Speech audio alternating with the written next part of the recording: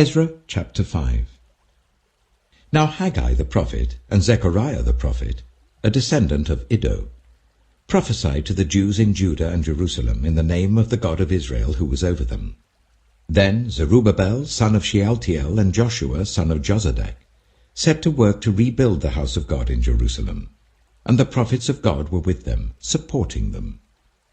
At that time Tattenai, governor of Trans-Euphrates, and Shethar-Bozenai and their associates went to them and asked, "Who authorized you to rebuild this temple and to finish it?" They also asked, "What are the names of those who are constructing this building?"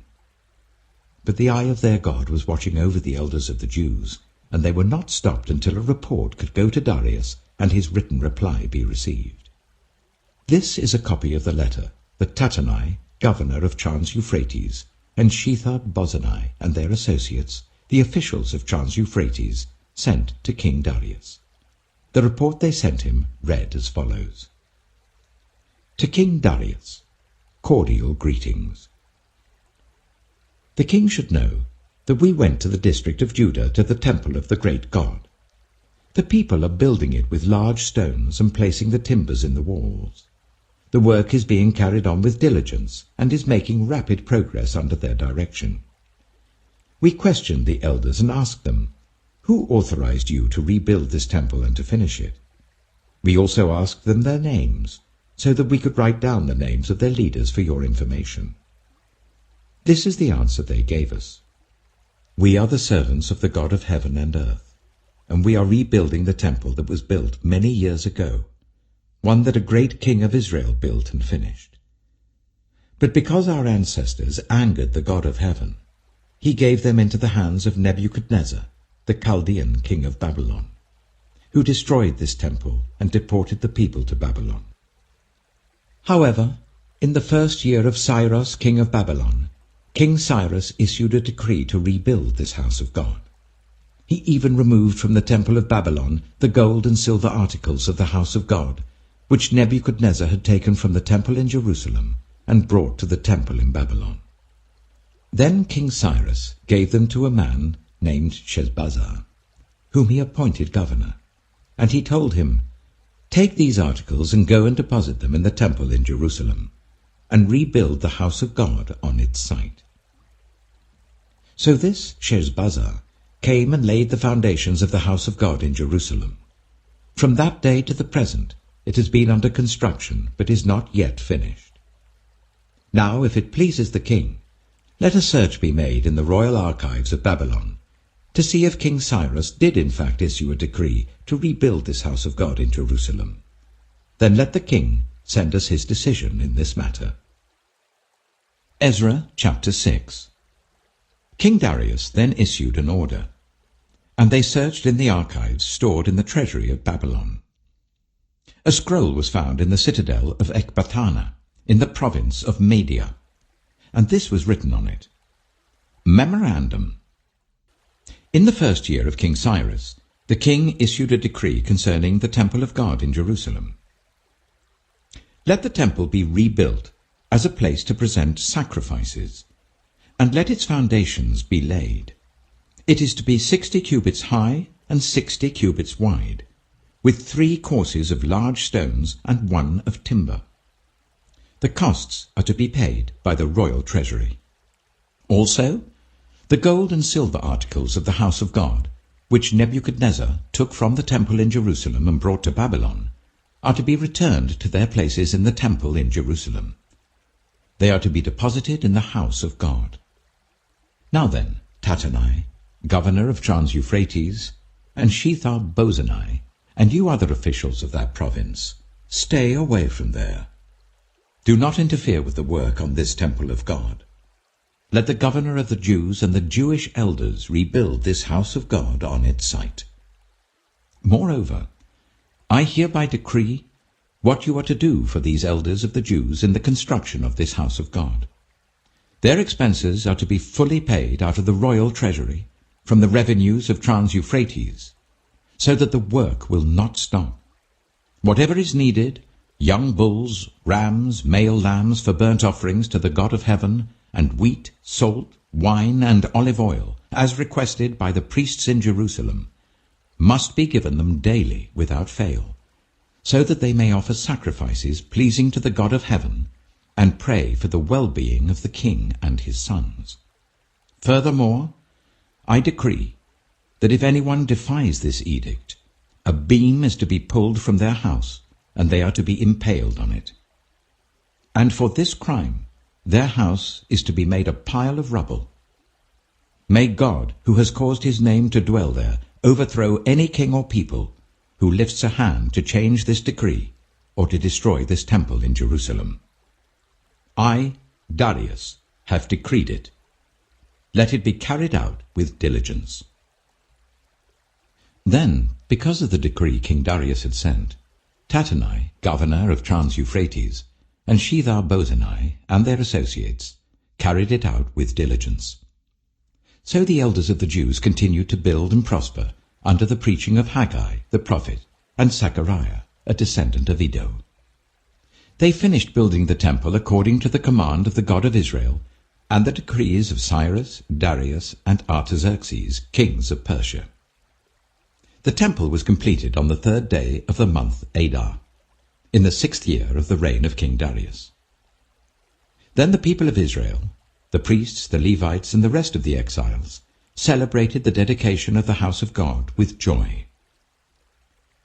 For the dedication of this house of God, they offered 100 bulls, 200 rams, 400 male lambs, and, as a sin offering for all Israel, 12 male goats, one for each of the tribes of Israel.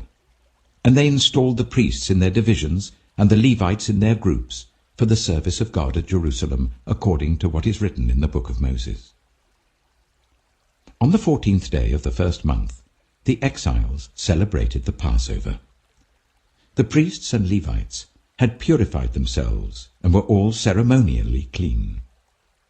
The Levites slaughtered the Passover lamb for all the exiles, for their relatives the priests, and for themselves. So the Israelites who had returned from the exile ate it, together with all who had separated themselves from the unclean practices of their Gentile neighbors, in order to seek the Lord, the God of Israel. For 7 days they celebrated with joy the festival of unleavened bread, because the Lord had filled them with joy by changing the attitude of the king of Assyria, so that he assisted them in the work on the house of God, the God of Israel. Psalm 138. I will praise you, Lord, with all my heart. Before the gods I will sing your praise. I will bow down toward your holy temple and will praise your name, for your unfailing love and your faithfulness, for you have so exalted your solemn decree that it surpasses your fame. When I called, you answered me, you greatly emboldened me. May all the kings of the earth praise you, Lord, when they hear what you have decreed. May they sing of the ways of the Lord, for the glory of the Lord is great. Though the Lord is exalted, he looks kindly on the lowly. Though lofty, he sees them from afar. Though I walk in the midst of trouble, you preserve my life. You stretch out your hand against the anger of my foes. With your right hand you save me. The Lord will vindicate me. Your love, Lord, endures forever. Do not abandon the works of your hands. Luke chapter 16. Jesus told his disciples, there was a rich man whose manager was accused of wasting his possessions. So he called him in and asked him, what is this I hear about you? Give an account of your management, because you cannot be manager any longer. The manager said to himself, what shall I do now? My master is taking away my job. I'm not strong enough to dig, and I'm ashamed to beg. I know what I'll do, so that when I lose my job here, people will welcome me into their houses. So he called in each one of his master's debtors. He asked the first, how much do you owe my master? 3,000 liters of olive oil, he replied. The manager told him, take your bill, sit down quickly, and make it 1,500. Then he asked the second, "How much do you owe?" 30 tons of wheat, he replied. He told him, "Take your bill and make it 24." The master commended the dishonest manager because he had acted shrewdly. For the people of this world are more shrewd in dealing with their own kind than are the people of the light. I tell you, use worldly wealth to gain friends for yourselves, so that when it is gone, you will be welcomed into eternal dwellings. Whoever can be trusted with very little can also be trusted with much. And whoever is dishonest with very little will also be dishonest with much.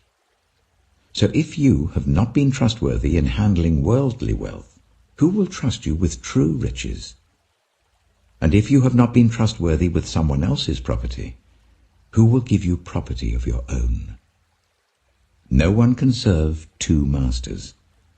Either you will hate the one and love the other, or you will be devoted to the one and despise the other. You cannot serve both God and money. The Pharisees, who loved money, heard all this and were sneering at Jesus. He said to them, "You are the ones who justify yourselves in the eyes of others, but God knows your hearts.